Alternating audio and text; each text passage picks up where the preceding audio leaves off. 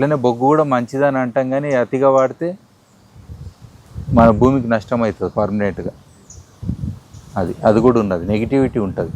Sugar కూడా అంతే కదా, కొంచెం షుగర్ ఎనర్జీకి అవసరం, కానీ మొత్తం షుగర్ తింటా అంటే ఏమవుతుంది. సో బొగ్గుది కూడా అందుకే ఇక్కడ ఈ యూరియా వేసినట్టు కాదు. యూరియాలో ఏమైందంటే కంట్రోల్ లేదు.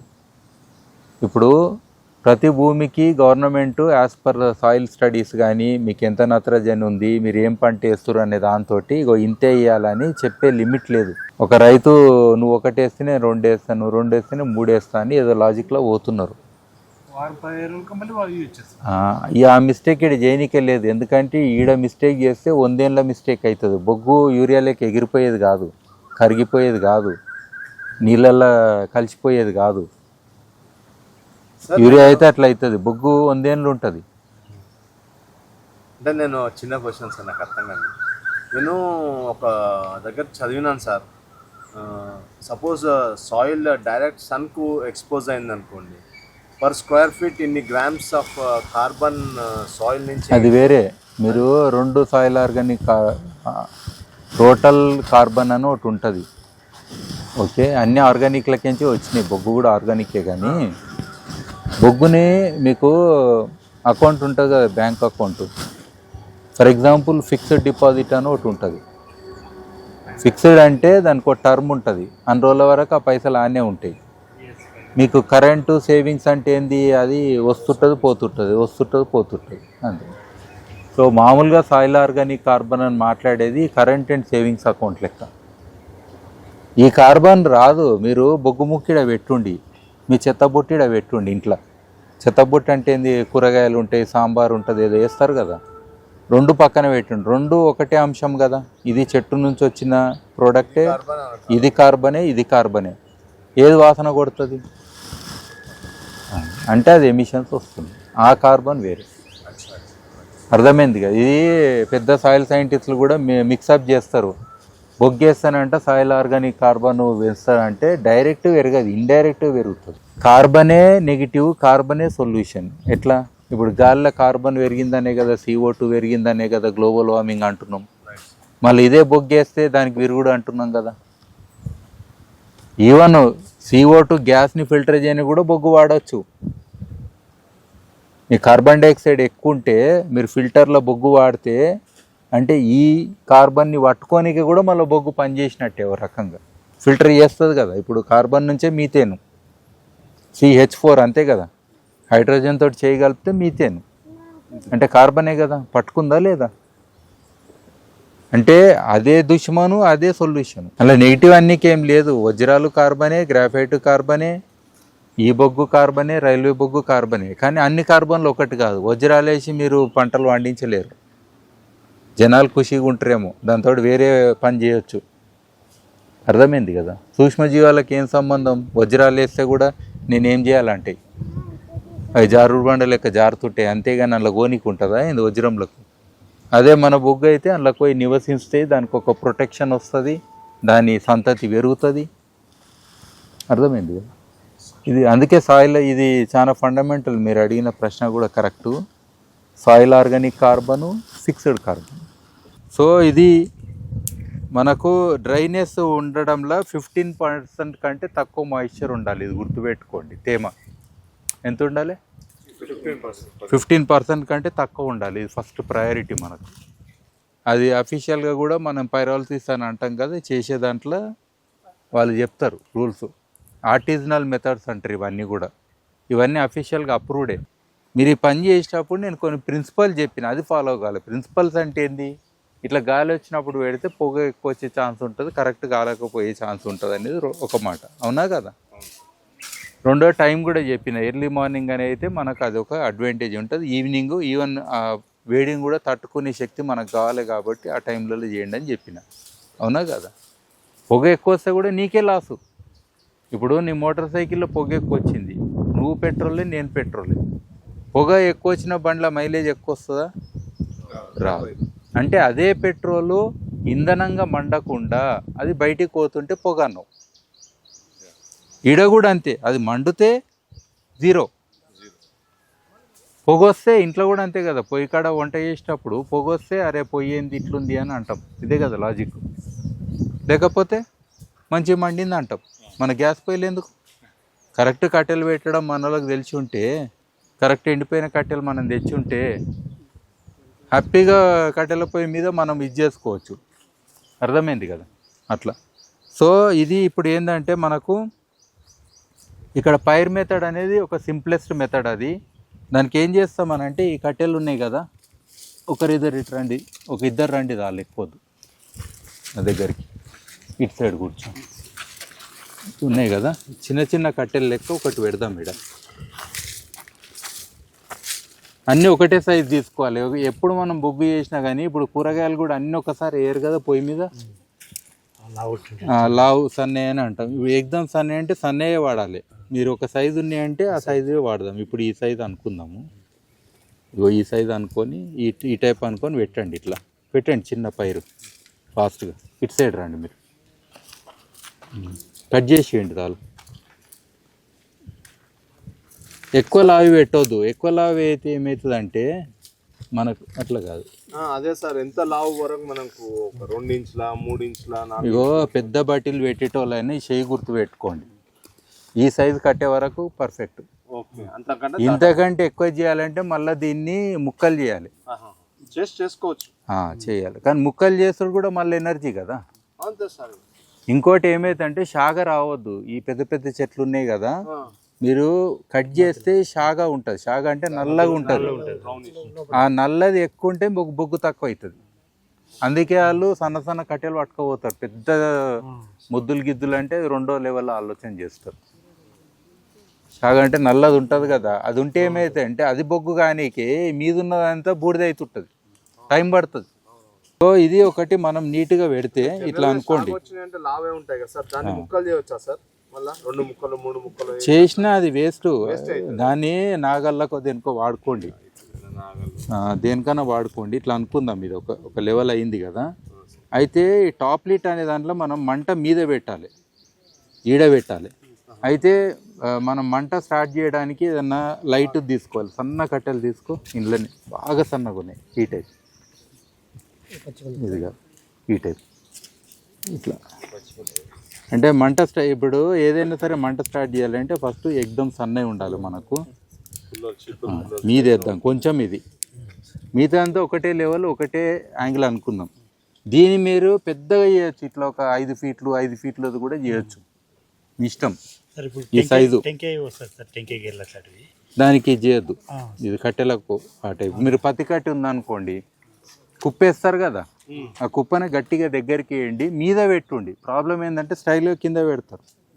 కింద పెట్టొద్దు, నెత్తి మీద పెట్టాలి. అంటే ఈడ పెట్టాలి మనం. అర్థమైందా? కింద పెట్టొద్దు. ఆకులేండి సార్, లేదంటే కింద పెట్టొద్దు సార్.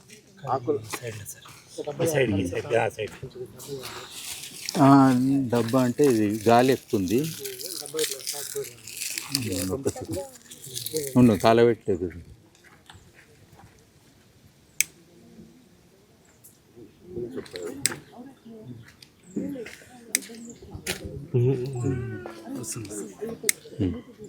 వదిలేండి, తీయండి. మీరు అడ్డం ఉన్నారు కదా, కొంచెం ఉంటే రాదమ్మా. అది ఇది కూడా ఆకు కూడా ఒకటి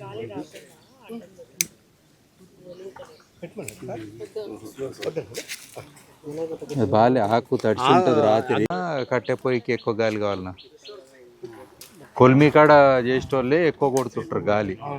అంటే బొగ్గులకు ఎక్కువ గాలి కావాలి. సో దాని అర్థం ఏంటంటే మనము కట్టె నుంచి నెక్స్ట్ స్టేజ్ ఏంది, బొగ్గు స్టేజ్. అర్థమైంది కదా. మనకు బొగ్గు అనేది కావాలి. అంటే బొగ్గుకి ఎక్కువ ఆక్సిజన్ ఇస్తే ఉన్న బొగ్గు అర్థమైంది కదా. ఫస్ట్ ఏమైందని అంటే మీరు మీదికే మంట పెట్టినప్పుడు ఫస్ట్ కాలుతుంది, ఉన్న ఆక్సిజన్ అంతా ఈ మంటకే పోతుంది. ఇక్కడ బొగ్గు అయింది, కానీ ఈ బొగ్గు వెయిటింగ్లో ఉంటుంది. ఎందుకంటే నెక్స్ట్ కట్టెలకు ఈ ఆక్సిజన్ అందుతుంది. ఎందుకంటే తక్కువ ఆక్సిజన్ తోటి మండేది ఏంటిది, కట్టెలు. ఈ బొగ్గు మళ్ళీ వెయిటింగ్లో ఉంది, బొగ్గు వెయిటింగ్లో ఉంది, మంట కిందికి జారింది. ఫైనల్గా ఏం చేసినాము, ఈ బొగ్గు బూడిద అయ్యే స్టేజ్ బిగిన్ అయినప్పుడు నీళ్ళు పోసినాం. అప్పుడు నీళ్ళు పోయాలి. అర్థమైంది కదా లాజిక్. Okay okay. అట్లా మనం బొగ్గు మిగిల పెడుతున్నాం, లేకపోతే దాన్ని అట్లనే వదిలేస్తే అది. ఇప్పుడు చూడండి, ఇప్పుడు మంచి మంత్ ఉంది, ఫైనల్గా రండి, దగ్గర కూడా రండి. ఓకే చూసిరా.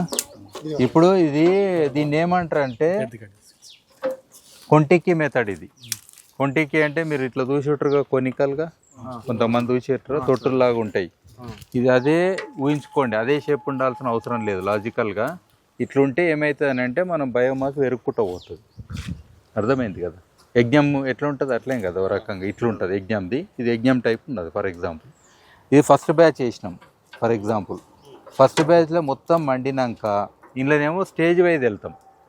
ఇది కింద మంట పెట్టి దాని మీద వేస్తాం, దాని మీద వేస్తాం, దాని మీద వేస్తాం. ఫస్ట్ దాంట్లో ఏంది, మొత్తం కుప్ప పెట్టి నెత్తి మీద మంట పెడతాం. మంట కిందికి రాగానే నీళ్ళు పోస్తాం. ఇందులేంటిది కింద మంట పెట్టినాము, ఇది ఒక బ్యాచ్ అయ్యింది అంటే ఇవన్నీ కాలంగానే ఒక బ్యాచ్ అయినట్టు మీకు తెలుస్తుంది. బూడిద అవుతుంది అనగానే ఇంకో బ్యాచ్ వేయాలి. కట్టెలు రెడీగా పెట్టుకోండి సన్నసన్ని అని. ఇప్పుడు మంచిగా అందుతుంది, ఎందుకంటే డబ్బాకు హోల్స్ కూడా ఉన్నాయి కదా కొంచెం. యాక్చువల్గా ఇన్ని హోల్స్ అవసరం లేదు. ఇది కూడా ఫ్లేమ్ కట్టన్ మెథడ్లోనే. ఆగండి బ్యాచ్ అన్నప్పుడు ఒకటేసారి వేయాలి. ఒకటేసారి అంటే వేసేయండి, అన్ని చిన్న చిన్న చేసేయండి. గట్టి ఎండినట్టు ఉంటేనే పొగ కూడా వస్తలేదు. చూసిర్రా, వేయండి ఒకటిసారి వేసేయండి. వేసి ఆగండి. ఇట్లా కట్టె పెట్టుకొని దాన్ని ఇట్లా అనాలి. కొంచెం ఆగండి, ఇది రెండో బ్యాచ్. అర్థమైందా. మీరు కావాలంటే క్లోజ్గా చూస్తే ఈడ పొగ వచ్చినట్టు ఉంటుంది, కానీ ఆ పొగ బయటికి రాదు. అది వచ్చే లోపల ఈ అగ్ని దాన్ని గుంజుకొని మండిస్తుంది. అర్థమైందా లాజిక్. అర్థమైందా లేదా. నీళ్ళు కూడా రెడీగా పెట్టండి ఈడ. నెక్స్ట్ మనం ఇదంతా అయిపోయినాక నీళ్ళు తల్లేదు ఉంటుంది, రెడీగా పెట్టుకోండి. సార్ ఇంకొకటి సార్, ఈ ఇప్పుడు కొన్ని కట్టెలకు సముర్ లాగా వస్తుంది కదా కింద, అది వస్తుందంటే మీకు తేమ ఉన్నట్టు, పచ్చిగా ఉన్నట్టు. అర్థమైందా. పచ్చిగా ఉన్నప్పుడు ఆటోమేటిక్గా అందులో ఎన్ని ఉంటాయంటే ప్రతి కట్టె కాలితే మీకు ప్రోడక్ట్స్ చెప్తున్నాను నేను. కట్టె ఇప్పుడు గాలితోటి ఏముంటుంది, మంట వేడి ఉంటుందా లేదా, ఉంటుంది. బూడిద, బొగ్గు. మూడోది ఏంటంటే ఇక్కడ ఉన్నది సగం గాలిన కట్టే, దాన్ని టారిఫైడ్ వుడ్ అంటాం. టారిఫైడ్ అంటే అది నల్లగా కాకుండా బిస్కెట్ లెక్క అయినట్టు. పిండి ఎట్లుంటుంది, బిస్కెట్ తయారు చేసే పిండి బ్రౌన్ ఉండదు, కానీ బిస్కెట్ అయినాక దాని కలరు కొంచెం ఎక్కువ బ్రౌన్ అవుతుంది. అంటే మనం మాడిన రొట్టె, మసైన రొట్టె కాదు, అంటే మసి టైప్ కాకుండా కొంచెము కడక్ అవుతుందా.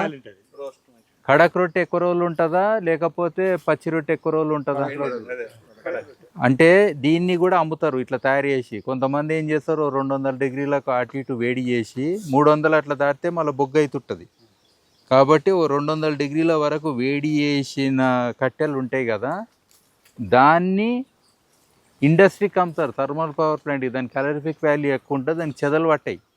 ఒకసారి తేమ గీమ అంతా పోయిన దాంట్లో చెదలు పడతాయా, పట్టది. అంటే ఆ లెవెల్ బిస్కెట్లు కూడా ఖరాబ్ అవుతాయా. అదే పిండి పక్కన పెడితే ఖరాబ్ అవుతుంది. అంటే దాన్ని మనం బిస్కెట్ లెక్క, దాన్ని టారిఫైడ్ వుడ్ అని అంటారు. దాని బిజినెస్ వేరే, అది బొగ్గు కింద రాదు. ఆ టారిఫైడ్ మించి వస్తే బొగ్గు, దాని మించి వస్తే బూడిద. కనబడదా, ఇక్కడ చూడండి అన్నీ కనబడుతున్నాయి మీకు. అర్థమైంది కదా. ఇప్పుడు ఇది దాదాపు బూడిద స్టార్ట్ అవుతుంది. ఇప్పుడు మనం ఇమీడియట్గా ఏం చేయాలంటే ఇలా నీళ్ళు ఏడున్నాయి ఇక్కడ, దీన్ని మనం వేసి ఇప్పుడు బొగ్గు తయారు చేస్తున్నాం. ఇది 3-4 లేయర్లు తీసుకురావచ్చు మీరు. ఇప్పుడు ఆపినాం మనం, ఇంకా కట్టెలేసి ఏందా తేవచ్చు, వీధా తేవచ్చు. తెచ్చినాక మనం ఏం చేయాలి, సడన్గా చేస్తే మనకు బొగ్గు తయారు చేస్తుంది. ఈ మెథడే ఇప్పుడు హైయెస్ట్ ఉంది ఇండియాలో కార్బన్ క్రెడిట్స్లో. ఈ మెథడ్లో హైయెస్ట్ నడుస్తున్నది. చూడండి దగ్గరకు వచ్చి చూడండి, బొగ్గు అయిందా లేదా. ఇది ఒకటి ముట్టుకోకండి. అరే బాబు నువ్వు ఉండొద్దురా నాన్న, డేంజరు. కెమెరాలో వాడితే డేంజర్, మాకు టెన్షన్.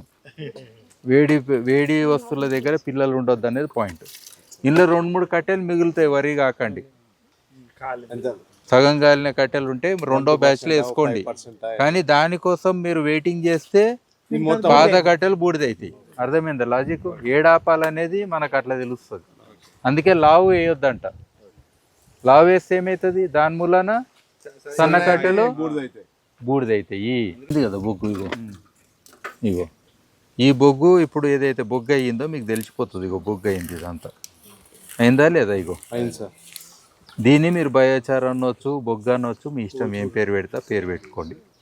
అంటే ఇంకోటి బయోచార్ అన్నికే దీని ఎలిజిబిలిటీ ఏందని అంటే, ఈ టెంపరేచర్ ఇప్పుడు ఏదైతే అయ్యిందో ఇది 450 నుంచి 750 డిగ్రీల వరకు అయిన టెంపరేచర్. ఇది నేను ఉత్తగా చెప్తలే, ఎన్నోసార్లు మెజర్మెంట్ చేసి మామూలుగా పొయ్యిల మీద కూడా నేను రీసెర్చ్ చేసిన కాబట్టి నాకు తెలుసు ఓపెన్ బర్నింగ్లో అయ్యే టెంపరేచర్. సో కాబట్టి ఆ టెంపరేచర్ నుండి యావరేజ్గా 550 డిగ్రీలు ఇలా అయ్యి ఉంటుంది. అర్థమైందా? కాబట్టి బయోచార్ అనే దానికి ఆ డెఫినేషన్కి ఫిట్ అవుతుంది. అర్థమైంది కదా? ఓకేనా? సో ఈ బొగ్గు ఓపెన్ బర్నింగ్, ఇది పైరాలసిస్ ఇస్ డిఫరెంట్. ఇది కూడా పైరాలసిస్లోనే మెథడ్. మీకు ఆక్సిజన్ ఎట్లా కట్ అని చేసినాము. ఇంకోటి నేను చెప్తా, టిఫిన్ డబ్బా తెచ్చి ఉంటారు మన వాళ్ళు, అట్లా రెడీగా ఉంది. అందులో చూపెడతా ఎగ్జాక్ట్ రిటార్ట్ పద్ధతి అంటాం కదా, 100% చేసే పద్ధతి అది చూపెడతా. ఇది కూడా పైరాలసిస్. ఎందుకంటే చూడండి, ఆక్సిజన్ లేనిది నిప్పు ఉండదు. మీకు చిన్నప్పుడు ఎక్స్పెరిమెంట్ చేసి ఉంటారు. ఒక క్యాండిల్ పెట్టి దాని మీద ఒక గ్లాస్ పెడితే జర్రసేపట్లో దీపం మారిపోతుంది. మరి మంట ఎట్లుంటుంది? మంట అనేది తప్పది. మంట అనేది ఎన్నో రూపాలు ఉంటుంది. అర్థమైంది కదా? అంటే ఈ కట్టె లోపట ఉన్న ఆక్సిజన్ అన్న తీసుకోవాలి, అదొక మెథడ్. ఎక్స్టర్నల్ నుంచి అయినా తీసుకోవాలి. లేదా కొంచెం ఆక్సిజన్ అన్న ఎన్నో దగ్గర కొంచెం ఉంటుంది, బేసిక్ ఉంటుంది. అర్థమైంది కదా? కానీ అతి అనేది ఉండదు. అంటే ఇండైరెక్ట్ బర్నింగ్లో ఏం చేస్తామంటే ఆక్సిజన్ లేని కండిషన్లో ఉన్న గ్యాసెస్ కూడా బయటికి తీసుకుంటాం మనం. అదే అందులో మీకు క్లియర్గా చూపెడతాను నేను. అందులో అది రిటార్ట్ పద్ధతి అవుతుంది. ఇవన్నీ కూడా ఏంటంటే ఇది బర్నింగ్ అని అనే పద్ధతి కాదు. ఇది కూడా మనము పైరాలసిస్లో ఇంకో పద్ధతి, ఇంకో రకమైన పద్ధతి, లో లెవెల్ పద్ధతులు ఇవి. ఆర్టిజనల్ మెథడ్స్ అంటాం. ఆర్టిజనల్ మెథడ్స్ అంటే మనం ట్రెడిషనల్గా మనంతలో మనం చేసుకునే దాంట్లో టెక్నాలజీలు అవసరం లేకుండా ఎవరంతరాలు చేసుకోనికే చేసే పద్ధతులు ఇవి. అట్లా అన్నట్టు అది. సో దీని వాల్యూ దీనికి ఉంది. ఆల్రెడీ ఇప్పుడు కార్బన్ క్రెడిట్స్లో కొంటిక్కి అంటే ఇట్లా ఒకటి చేస్తారు. అది 1.5 మీటర్ డయా ఉంటుంది. ఇట్లా ఒక 90 సెంటీమీటర్లు ఉంటుంది, కింద 60 సెంటీమీటర్లు ఉంటుంది అన్నట్టు. ఒకటి కొనికల్. దాన్ని ఒక్కటి తయారైనకే 30,000 నుంచి 40,000-50,000 అవుతుంది ఇనుపది. దాన్ని ట్రాక్టర్ వెనక పెట్టుకొని ఊరు తిప్పుకుంటా అందులో ఈ బొగ్గు ఇదే టైప్. ఇప్పుడు ఎగ్జాక్ట్ ఎట్లా చేసినాము, పత్తి కట్టి అది వేసి ఒక రోజుకి 500 కిలోల వరకు చేస్తారు. అంటే 4-5 బ్యాచ్లు. ఇప్పుడు ఒక బ్యాచ్ అయిపోతే ఏం చేస్తాం, కింద వేస్తాం. డబ్బా చల్లగా అయింది కదా, మళ్ళా మొదలుపెట్టు. అట్లా నువ్వు చేసుకుంటే రోజుకి 500 కిలోల బొగ్గు చేయొచ్చు. 500 కిలోల బొగ్గు అంటే నువ్వు 5 రూపాయలు లెక్క పెడితే ఎంత వస్తుంది? 2,500. అర్థమైంది కదా? అదే 10 రూపాయలు లెక్క పెడితే 5,000 వచ్చినట్టు. అంటే అందులో ఇన్వాల్వ్ అయిన 2-3కి సరిపోతాయి. ప్లస్ కార్బన్ క్రెడిట్స్ ఈక్వల్గా వస్తున్నాయి మళ్ళా కిలోకు. అదే ఎక్కువ పోతున్నాయి. నువ్వు కొంటలేరు వాళ్ళు. ఈ టెక్నాలజీలు ఎడ కొంటారు? ఇప్పుడు 50 లక్షలు, 1 కోటి రూపాయలు, 2 కోట్లు పెట్టి రిటార్ట్లు కొనేది కాదు అట లెవెల్. ఇప్పుడు నేను ఈ పద్ధతిలో 1000 మంది రైతులకు నేను బయోచార్ ఇవ్వచ్చు. నీ పొలంలో నువ్వే చేసుకోవచ్చు. ఇప్పుడు దీని బదులు నేను గుంత కొట్టమంట, ఈ షేప్లో కొడతారు కదా, దీని బదులు పొడుగు గుంత కొట్టమంట. దీని బదులు ఒక రేకు ఉంటుంది కదా పాతది షెడ్డు, దాన్ని తెచ్చి నేను ఇట్లా యూ షేప్లో బెండి చేస్తే నాకు అయిపోతుంది. భూమి మీదనే 2 రాళ్ళు 4 రాళ్ళు పెడతా. నీకు టన్నల్ అవుతుంది కదా ఇట్లా ఒకటి అయింది కదా. ఈ మూత ఆ మూత 2 మూతలు పెడతా, పాత రేకులు. అయిపోయింది కదా. పశువులు నీళ్లు తాగే తొట్టి ఉంటుంది కదా, అది మిగులుతా అందులో కూడా చేస్తా.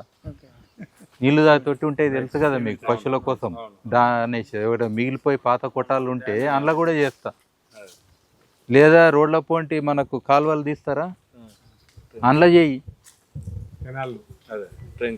నేను మొన్న టర్కీ పోతే అయితే కెనాల్ కోసం ఒకటి ట్రెంచ్ తీసారు, అందులోనే చేసిన పెద్ద ఎత్తున. ట్రెంచుల్నే ఏమైతుంది, పరకేం పడుతుంది. ఇరిగేషన్ కెనాల్ నీళ్ళు లేవు, వాడుకో. సాయిల్ హీట్ ఎక్కి లేయర్స్ లో ట్రావెల్ చేస్తుంది కదా సార్. చాలా మంచిది. కాలిన మట్టి కూడా నువ్వు వేసుకో అన్న. నీ సూక్ష్మజీవులు ఎక్కడ పోవు, ఇవాళ వస్తే రేపు పుడతాయి. ట్రెంచ్లు ఏంటంటే ఎట్ ఏ టైం నీకు వాల్యూమ్ పెద్దగా అవుతుంది. ఓ 2 బట్టీలు పెట్టినా 500 కిలోలు ఈజీగా తొందరగా అవుతుంది. ఈ కొంటికిలు ఇవన్నిట్లు ఏంటంటే చిన్నగా ఉంటాయి కదా వాల్యూము, మీరు మళ్ళీ చేయాలి. రేకు దాంట్లో ఏంటంటే కాగానే నీళ్ళు పోయిసి ఇట్లా లేపాడ కుప్ప పడుతుంది. మళ్ళీ 4 రాళ్ళు ఈడ కొట్టుకుంటా మీరు రేకు తీసి ఈడ పెట్టి దీనే ఉంటుంది, ఇంకోటి పక్కన పెట్టుకోవచ్చు. సార్ ఇప్పుడు ఇది యాక్టివేటెడ్ కార్బన్ కాదు, ఇది యాక్టివేషన్ చేయాలంటే ఇందులో ఏం లేదు, సింపుల్గా 2-3 పద్ధతులు ఉంటాయి. ఫస్ట్ పద్ధతి ఏంటంటే వర్షం నీళ్ళతోటి క్లీన్ చేస్తే కూడా ఒక లెవెల్ యాక్టివేషన్. ఓకే.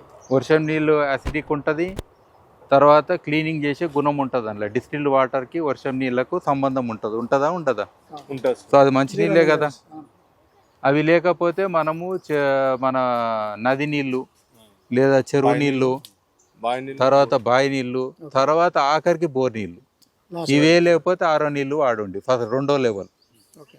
చీప్లో దొరికితే ఆరో నీళ్ళు, కానీ ఫస్ట్ లెవెల్ ఏంది వర్షం నీళ్ళు. ఇక అంతకు మంచి ట్రీట్మెంట్ లేదు యాక్టివేషన్కి. ఓకే సార్, ఇప్పుడు దీనికి మామూలు కట్టె పుల్లలు అనుకున్నాం, లేదంటే పత్తి అనుకున్నాం. సో వెదురుకు డిఫరెన్స్ ఏముంటుంది సార్? మనం దీన్ని జనరల్గా మెత్తగా ఉన్నాయి అన్నీ కూడా. ఇప్పుడు ఆకులు ఉన్నాయి, ఆకులకించి వచ్చే బొగ్గు మెత్తగా ఉంటుంది, పెండ కూడా వచ్చే బొగ్గు మెత్తగా ఉంటుంది. దాని యొక్క ఫిక్స్డ్ కార్బన్ తక్కువ ఉంటుంది, యాష్ పర్సంటేజ్ ఎక్కువ ఉంటుంది. ఓకే. మీరు పెండ ఇంత పిడకను కాలబెట్టండి, ఇంత కట్టెలు కాలబెట్టండి, ఏది బొగ్గు ఎక్కువ ఉంటుంది, ఏది బూడిద ఎక్కువ ఉంటుంది తెలుస్తుంది కదా. అంటే ఏం లే 2 ఉంటాం, సెల్యులోస్ అండ్ లిగ్నిన్ అని 2 ఉంటాయి బేసికల్గా. సెల్యులోస్ లిగ్నిన్ అని అంటే ఈ గట్టి పదార్థం ఉంటుంది కదా మనకు, ఇది మెత్తగా ఉంది. ఫర్ ఎగ్జాంపుల్ ఈ చెట్టు కట్టే గట్టిగా ఉన్న కట్టె ఏంటి, ఇందులో ఇంకోటి ఉంటుంది కదా గట్టి కట్టె, ఇది కాదు, ఇది మెత్తగా ఉంది. ఇంకోటి గట్టి కట్టె లేదా ఇక్కడ, ఇగో ఇది ఇంకా మెత్తది. ఫర్ ఎగ్జాంపుల్ ఇందులో సెల్యులోస్ ఎక్కువ ఉంది, చూసిరా ఇట్లా అంటే, చూసిరా తేడా, సొప్ప లెక్క ఉన్నది, సొప్ప లెక్క ఉంది, అర్థమైందా? ఇగో ఇదేమో గట్టిగా ఉంది. ఫర్ ఎగ్జాంపుల్ ఒత్తుత అయితే లేదు, అందులోకేంచి బూడిద ఎక్కువ వస్తుంది, సెల్యులోస్ ఎక్కువ ఉంది, ఇందులో లిగ్నిన్ ఎక్కువ ఉంది. నార గట్టిగా ఉన్నది లిగ్నిన్ అనుకోండి. సెల్యులోస్ సెమీ సెల్యులోస్ అంటారు దాన్ని. ఆ టైప్ దాంట్లోకేంచి అంత బొగ్గు అవుతుంది, కానీ అంత కాదు టెక్నికల్గా, అర్థమైంది? అందుకే బొక్కల బొగ్గు హైయెస్ట్ అంటారు. అందుకే కొంతమంది ఆయుర్వేదంలో బొక్కలు వాడిరంటే ఇదే లాజిక్. ఎందుకంటే ఆ బొక్కల బొగ్గు వేస్తేనే ఆ ట్రీట్మెంట్ పర్ఫెక్ట్ అవుతుంది. అంటే ఆ మందు ఆ బొక్కల బొగ్గు పోతుంది, ఆ బొక్కల బొగ్గు పోయి నీ కడుపులోకి పోతుంది, అప్పుడు నీ కడుపులకి మొత్తం శరీరంలోకి పోతుంది అనేది పాయింట్. కొబ్బరి చిప్ప ఎంత గట్టిగా ఉంటుంది, బోండా కాదు చిప్ప. అందుకే దానికి హైయెస్ట్ వాల్యూ యాక్టివేటెడ్ కార్బన్ అని మనం అమ్ముతున్నాం. కొబ్బరి చిప్ప. అట్లా సర్కారు తుమ్మ కట్టె ఎంత గట్టిగా ఉంటుంది. సో పత్తి కట్టె నుంచి వచ్చే బొగ్గుకి ఎక్కువ వాల్యూ ఉంటుంది. అట్లే బ్యాంబూలో కూడా మళ్ళీ వెరైటీస్ ఉంటాయి. గడ్డి ఉండి మెత్తగా ఉంటే దాని బొగ్గు మంచిగా కాదు, గట్టిగా ఉంటే సాలిడ్గా ఉంటే ఇట్లా మనకు కరువు ప్రాంతాలలో పెరిగిన ఉంటాయి కదా కొన్ని, నీళ్ళు పోసి పెట్టింది మళ్ళీ పుసుపుసు అవుతుంది, అర్థమైంది? ఆ గట్టిగా ఉన్న దాన్ని మనం వాడితే మంచి బొగ్గు అవుతుంది. అంటే టెక్నికల్గా చెప్తున్నా ఇంతే. ఇంకోటి ఏంటంటే కళ్ళు మూసుకొని కూడా 2 సేమ్ సైజు కట్టెలు మీ చేతిలో పెట్టిరు అనుకో, ఫీల్ అవుతారు కదా, ఇది బరువు ఎక్కువ ఉంటే ఇది మంచి బొగ్గు అయినట్టు. సాలిడ్ ఉండాలి మీరు కర్ర అనేది, బరువు కూడా తెలుస్తుంది నీకు పుసుపుసు. అందుకే నేను బొగ్గు చేద్దామంటే అరే నార్త్ ఇండియాలో మస్తు వరిగడ్డ ఉందంటారు. మున్మురాలు తిన్నట్టే నాయన అంట. నేను మున్మురాలు తిన్నాడు గట్టిగా ఉంటాడా? ఇన్ని పోసుకుంటాం. కాంతారా సినిమాలో ఎట్లా తింటాడు ఆయన, ఫైటింగ్ చేసుకుంటూ కూడా తింటాడు ఇట్లా ఓ బ్యాగ్ నిండా. అదే అన్నం పెడితే, మన హైదరాబాద్ బిర్యానీ పెడితే ఆనే కూర్చుంటాడు, ఫైటింగ్ కాదు కదా. అంటే పుసుపుసు ఉన్న దాంతో, అంటే మెత్తగా ఉన్న దాంతో, హల్కగా ఉన్న దాంతో అటు బలం లేదు, ఇటు బొగ్గు లేదు. సింపుల్ లాజిక్ అర్థమైంది కదా. అది ఎంత స్ట్రాంగ్ మండిస్తే అంత మంచి బొగ్గు. Simple logic. ఇక మీరు ఎప్పుడైనా మీ దగ్గర బొగ్గు చేయాలని అంటే ఈ తంబురులు పెట్టుకోండి. కట్టెలు వేసేటప్పుడు ఒకటే సైజ్ వేయాలనేది ఒక రూలు. సన్న కట్టెలు వేస్తే సన్న కట్టెలతోటే ఒక బ్యాచ్ చేయండి, లావు కట్టెలు వేస్తే లావు కట్టెలతోటే ఒక బ్యాచ్ చేయండి. ఫర్ ఎగ్జాంపుల్ ఆలుగడ్డలు ఈ సైజు ఉంటాయి, చిన్న చిన్న ముక్కలు చేసేస్తారు. ఇది ఆలుగడ్డని అది ఆలుగడ్డని అని పెద్ద సైజు చిన్న సైజు వేసి వండితే ఏమవుతుంది కూర? ఎగ్జాక్ట్లీ. మనం కూడా బొగ్గు చేసేటప్పుడు ఇది ఒకటి ప్రిన్సిపల్, 2వ ప్రిన్సిపల్. సైజింగ్ ఇంకో ప్రిన్సిపల్. సైజింగ్ అని అంటే ఒకవేళ టూ బిగ్ ఉంటే దాన్ని చిన్నగా చేయడం అనేది ఒక. చిన్న పీసెస్ చేసుకోవాలి. దీనికి ప్రిన్సిపల్ ఏమంటే వడాకి రంధ్రం ఎందుకు ఉంటుంది, బోండాకి ఎందుకు ఉంటుంది? వడా ఎక్కువ కాలుతుందా, బోండా ఎక్కువ కాలుతుందా? నువ్వు దానికల్లా రంధ్రాలు చేయలేవు కాబట్టి చిన్నగా చేయాలి, అంతే లాజిక్. అర్థమైంది కదా, ఇది ఒక సైన్స్. అర్థమైంది, ఇవన్నీ థంబ్ రూల్స్, సింపుల్ ప్రిన్సిపల్స్. ఓకేనా? అది. సో ఇప్పుడు ఏం చేద్దామంటే దాంట్లో చేద్దాము. ఇంకోటి ఇట్లా ఉంటుంది కావాలి మనకు, పొయ్యి లాంటిది. పొయ్యి కావాలి ఒకటి, అది ఉందా డబ్బా? ఇక్కడ తిండి. ఇగో ఇప్పుడు ఈ డబ్బా వేస్తున్నా నేను లోపట. ఓకేనా? ఈ మూత తీయొద్దు అంతే. ఇక పెట్టండి, దీన్ని చుట్టుముట్టు కట్టెలు ఫుల్ వేడి కావాలి. ఇక గుర్తుపెట్టుకోండి, మీకు 300 డిగ్రీలు అట్లా దాటినాక మెల్లమెల్లగా ఇది మంట ఈడ వచ్చే గ్యాస్లో అంటుకుంటుంటాయి. ఫస్ట్ తెల్లపోగ వస్తుంది, అది అంటుకోదు జనరల్గా, బట్ దాని తర్వాత వచ్చింది మెల్లగా అంటుకుంటుంటుంది. మీదే ఎక్కండి, సైడ్కి వేయండి, ఇట్లా వేయండి. వస్తుందా పొగ ఆల్రెడీ? వైట్ది అంటుకోదు అది, ఎందుకంటే దీంతో వెనిగర్ అవుతుంది.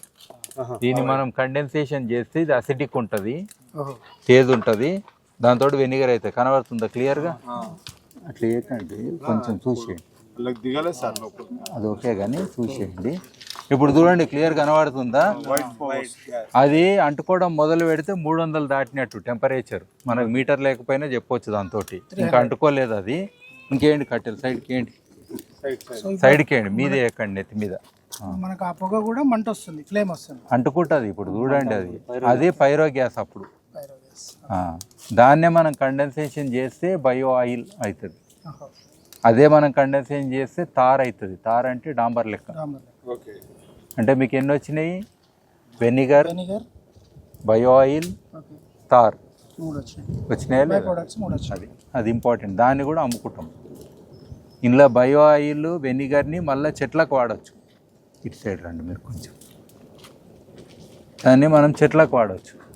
అర్థమైందా? చెట్లకి ఎందుకంటే పురుగులు పెస్టి రిపలెంట్ లాగా వాడవచ్చు.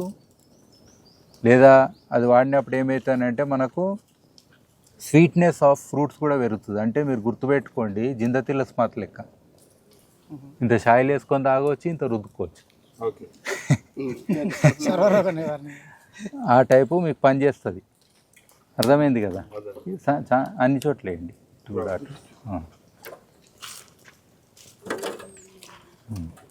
కొంచెం కిందికి పెట్టిన, ఎందుకంటే హీట్ దానికి ట్రాన్స్ఫర్ కావాలని. మనం ఎక్కువ హైట్లో పెడితే హీట్ అంత ట్రాన్స్ఫర్ కాదని సైడ్కి పెట్టిన. సో మనకు ఇండస్ట్రియల్ గా యూజ్ చేసేది ఈ మెథడ్ ఎక్కువ యూజ్ చేస్తారు. ఇదే రిటార్ట్ అంటారు.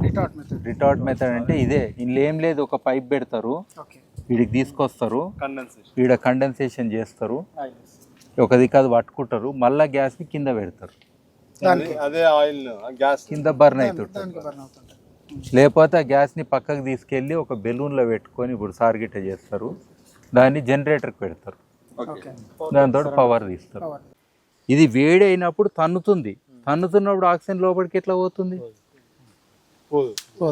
ఏమైనా హోల్ ఉంది ఆక్సిజన్ పోనీకే. ఈ జీరో ఆక్సిజన్ కండిషన్లో మీకు పైరాలసిస్ అవుతుంది. ఇది ప్రాపర్ పైరాలసిస్ అండ్ రిటార్ట్ పద్ధతులనే సాధ్యం. అర్థమైంది? కిల్ అంటే ఏంటంటే మనం కుప్పలు పెడతాం కదా, అర్త్ మౌండ్ కిల్, లేదా ఇటుకలతో కట్టింది, అవన్నీ కిల్ మెథడ్స్. బట్ ఇది ప్రాపర్ రిటార్ట్ మెథడ్. ఇప్పుడు సార్ చేసే హై అండ్ టెక్నాలజీస్లో ఇదే. అర్థమైంది కదా? మీకు ఎంత క్లియర్ కనబడుతుంది? ఫోటో తీసుకోండి సార్, మీ ఫోటో మీకే. అర్థమైందా? ఇట్లా అని చెప్పి దీపం లేనప్పుడు ఇట్లా పెట్టారు. ఇప్పుడు ఈ మంట తగ్గినాక బొగ్గు అయినట్టు, ఇది ఆగిపోవాలి, ఆల్మోస్ట్ ఆల్ తగ్గుతుంది, తగ్గుతుంది. అది స్లోగా తగ్గుతుంది. ఫస్ట్ టైం ఇట్లా అంటది. యాక్చువల్గా పెద్ద పెద్ద రిటార్ట్ల దగ్గర అయితే ఇట్లా శబ్దం వస్తుంది, భయం అవుతుంది జనాలకు, అంత ఫోర్స్ ఉంటుంది. అయితే ఇందులో రెండు ఉన్నాయి. కింద చేసిన కట్టెలు కూడా నీళ్ళు వస్తే మనకు బొగ్గు అవుతుంది, అది కొంచెం తీసుకోవాలి, లేకపోతే అది కూడా లాస్ అవుతాం. సో ఇది దాదాపు ఇప్పుడు అది లెవెల్కి వచ్చింది. కానీ ఆ లెవెల్కి వచ్చిందని నమ్మొద్దు. ఎట్లనో చెప్పాలనా, నీ వేడి కింద తగ్గినందుకు అది కిందికి అయ్యిందేమో అనేది ఒక డౌట్ ఉండాలి. అప్పుడేం చేయాలి? మళ్ళీ 4 కట్టెలు పెట్టి చెక్ చేయాలి. మళ్ళీ బుస్తాను బయటకు వస్తే కానట్టు. అర్థమైందా లాజిక్? వేయండి, మళ్ళీ ఒకసారి వేయండి, ఎందుకైనా మంచి. లేవు మళ్ళీ డబ్బు ఓపెన్ చేసినా సార్ మొత్తం గాలే అంటారు నన్ను. ఓకేనా? ఒక తెల్ల పేపర్ తేండి. చుక్క కూడా నిలబడే సార్. అయినాయా? తెల్ల పేపర్ వేయండి. చూసిరా బెరడు దూరం పెట్టండి. టెక్స్చర్ కూడా అట్లే ఉంటావు, వేసిరుగా తీగ అట్లనే అయిందా బొగ్గు, షేప్ కూడా. మీ సిగ్నేచర్ పేపరు ముక్కలు అయి ఉంటుంది, ఎందుకంటే ఉందా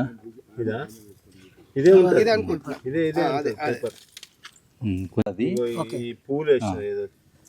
ఇగో పల్లీలు అయినాయా, పల్లీలు అవును అయినాయా లేదా, బొగ్గు అయినాయా లేదా చూడండి కావాలంటే. ఆ పువ్వు కూడా అట్లనే అయిందా సార్? ఇప్పుడు ఇది కూడా చూడండి ఎంత సన్నం ఉంది, వెంట్రుకలు కూడా అయితే అన్నా కదా, అయినాయా లేదా సార్? ఇప్పుడు ఈ లోపల కూడా గింజ కూడా కార్బన్ అయిపోతుంది అంట. అయి ఉంటుంది, అంతా అయి ఉంటుంది, చూద్దామా? అయి ఉంటుంది. ఉంది కదా, ఇగో ఇగో అయింది కదా, షైనింగ్ చూసిర్రా, అయిందా లేదా? హల్కా ఉంటుంది, మీరు ఏదైనా ఒకటి పట్టుకొని చూడండి. లేదు, ఎవ్రీథింగ్ ఇస్ వెరీ లైట్. మీరు చూసిర్రా, ఇట్లా అంటే చూడండి, ఇగో టెక్స్చర్ కనబడుతుందా? ఇంతే. అంటే ప్రపంచంలో దేనైనా బొగ్గు చేయొచ్చు. బూడిద చేయడం ఇది, భస్మం చేయడం దాని కింద కట్టెలు పెట్టు, డైరెక్ట్ పొయ్యి పెట్టినట్టు ఆర్పార్. ఇది మొత్తం వేయాలి, దాని మీద వస్తుంది అప్పుడు. ఈడ కట్టెలు పెట్టుండి, ఈడ లైన్లు కొట్టుండి, కొట్టి దీని మీద మొత్తం ఇది వేయండి. జనరల్ గా ఇంత ఎత్తు చాలు, మీది కూడా పోతుంది కానీ ఒక పర్సెంటేజ్, ఒక 10% అట్లా అనుకోండి మీద. అడుగు అడుగు వరకు వేయండి. ఈడ అడ్వాంటేజ్ ఏంటంటే ఈడ గాలి పోతలేదు కదా, మీకు ఆ ప్రాబ్లం ఉంది. ఈ గాలి ఆర్పార్ ఉంది, అర్థమైంది? ఇప్పుడు ఈ డైరెక్షన్ గాలి ఉంది, పెద్ద పెద్ద ముద్దులు పెట్టండి, చిమ్నీలాగా పెట్టుకోండి, ఇది నడుస్తూనే ఉంటుంది. ఇక మీద అయితేనే ఉంటుంది, తీసేయండి మళ్ళీ పోసుకోండి. ఇది లోకల్ మట్టి అనుకో, ఇది మట్టి అంటే మన పొలం మట్టి. ఇంతకుముందు ఏం వేసినాము, దాని ఎరువు ఎంత ఇదంతా నాకు తెలియదు, కానీ ఇది మట్టి, అర్థమైంది కదా. సో నేను ఈడొక కుప్ప పెడతా, మట్టి కుప్ప. కుప్ప అంటే ఇది ఒక ప్యాకెట్లో వేసిన అనుకో. ఇంతకుముందు మేడం తెచ్చింది చాలా పెద్దగా ఉంది, మొత్తం ఒకటే ప్యాకెట్లోకి వస్తుంది. నాకు 11 ప్యాకెట్లు చిన్నవి కావాలి. ఫర్ ఎగ్జాంపుల్ ఇది ఫస్ట్ ప్యాకెట్లు వేసిన, ఇది 100% మట్టి కాబట్టి 0 BC అంటున్నా. దీన్ని BC అంటే బయోచార్ కంపోస్ట్, ఎరువు ప్లస్ బయోచార్ కలిసింది. ఇదేంటిది ఎరువు, ఎరువు పేరేంది బయోచార్ కంపోస్ట్. ఓన్లీ బయోచార్ వేస్తే చెట్లు మొలవయి, అర్థమైంది? ఇట్లా చేస్తేనే ఎరువు అయినట్టు. ఎరువు ఇప్పుడు నేను ట్రయల్స్ ఏం చేస్తున్నా, ఒక ప్యాకెట్లో ఓన్లీ మట్టి వేసిన, ఇంకో ప్యాకెట్లో ఏం చేసిందంటే ఈ యొక్క మట్టి వేస్తా, మట్టి వేసిన ఇందులో 10% ఇది వేసిన, 90% ఇది. అంటే ఇది 9 కుప్పలు ఇది పెట్టినా, ఇది ఒక కుప్ప పెట్టినా. ఇదేమైంది BC10, 10%. అర్థమైంది కదా. సో ఇంకో ప్యాకెట్లో ఏం చేసిన, ఇది వేసిన తర్వాత నేను 20% BC వేసిన. ఓకే, ఇది 8 కుప్పలు, ఇది 2 కుప్పలు, 80-20 అంటే 20%. ఇట్లా నేను BC0, BC10, BC20, 30, 40, 50, 60, 70, 80, 90, 100 అంటే 11 అయినాయి. 11 ప్యాకెట్లు చిన్నవి తీసుకున్నా, పాలీబ్యాగ్స్. ఇది వేసి అన్నిట్లో ఇత్తనం ఒకటే ఇత్తనం పెట్టినా. ఫర్ ఎగ్జాంపుల్ బెండకాయ పెడతా, కూరగాయలే పెట్టుండి. Okay sir. మీరు తాటి చెట్లు పెట్టినా కూరగాయలే పెట్టుండి. దానికి ఎంత వేయాలని తెలుసుకోవాలన్నా కూరగాయలే పెట్టుండి, ఎందుకంటే తక్కువ టైంలో తెలుస్తుంది. వ్యాక్సిన్లు చేసేటోళ్ళు ఎలుకల మీద ప్రయోగాలు చేస్తారు, మనుషుల మీదనా? ఏనుగుల మీద అయితే వేయరు కదా. అంటే మనం కూడా ఒక కూరగాయ అనేది మన ఎలుక లాంటిది, ఎక్స్పెరిమెంటు. ఈడ తెలిసినా ఆడ తెలుస్తుంది పెద్ద చెట్లకి ఎంత వేయాలని, అంతే కదా. సో ఈడ బెండ చెట్లు అన్నిటికీ ఒక్కొక్క ఇత్తనం పెడతా, 11 ఇత్తనాలు పెడతా, రోజు నీళ్ళు వస్తాయి. For example me germination rate ఎక్కువ తక్కువ ఉంటే అప్పుడు ఏం చేయాలి, ఇవి 3 వరుసలు చేసుకోవాలి. Okay sir. ఒక్కొక్క ఇత్తనం పెట్టాలంటే ప్రాబ్లం అయితే ఒక్కోసారి జర్మినేషన్లోనే గడబడి ఉంటే ఆ ఇత్తనమే మొలకపోతే దాన్ని తప్పు మన మీదకి అవుతుంది. 3 సెట్లు చేసుకొని 33 ప్యాకెట్లు ఇట్లనే పెట్టుకొని ఇత్తనాలు పెట్టేసి రోజు ఒక ఫోటో కొడతా, నీకు 15 రోజులలో నీ పర్సంటేజ్ తెలుస్తుంది. ఒక లెవెల్లో చెట్టు వస్తుంది కదా, నెల రోజులలో ఇంకెక్కువ అర్థమవుతుంది, 3 నెలల్లో కూరగాయలు కూడా కోసి ఇంకా అర్థమవుతుంది. అప్పుడు మనం బీసీ అప్పుడు ఇక మీ పొలానికి ఎంత వేయాలనేది ఇంకెవ్వరు వచ్చి ఏం చెప్పినా నాకు తెలుసు అంటారు. టెస్టింగ్ అనమాట. మనం మనం మనం ఎంత వేయాలా అదే మనము ఎంత అడగాల్సిన పని లేదు. ఎవరిని అడగాల్సిన పని లేదు. నేను చెప్పినా ఏం చెప్తారు సార్ అంటారు. అప్పుడు నీకేం తెలుసు సార్ నా భూమి గురించి, నేను ఎక్స్పెరిమెంట్ చేసిన అంటారు.